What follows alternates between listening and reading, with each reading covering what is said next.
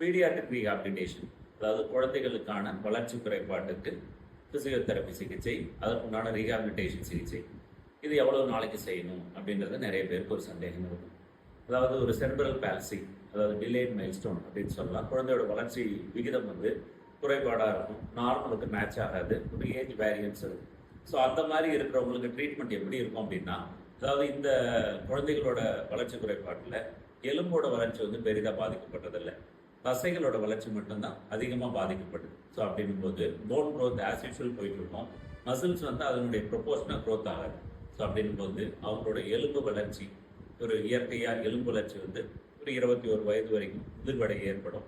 ஆனால் அவ்வளோ நாள் இல்லை, அட்லீஸ்ட் ஒரு 14 இயர்ஸ்க்காச்சும் ஒரு ஃபிசியோதெரப்பி ஃபாலோ தேவைப்படும்.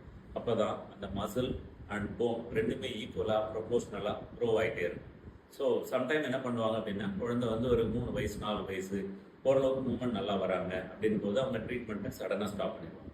அதுக்கப்புறம் பார்த்தீங்க அப்படின்னா ஒரு டைட்னஸ் வரும், அதுக்கப்புறம் ஒரு டிஃபார்மிட்டி வரும், முழங்கால் முட்டி மடங்குற மாதிரி போகும், பாதத்தில் வித்தியாசம் வரும். அது என்ன அப்படின்னா அந்த எலும்பு வளர்ச்சியோட தசை சமநிலை அடையலை, அதை குறிக்குது. ஸோ அந்த மாதிரி நீங்கள் ஏதாவது ஒரு டிஃப்ரென்ஸ் இருந்தால் உடனே ஒரு ஃபிசியோதெரபிஸ்ட் அணுகுங்க.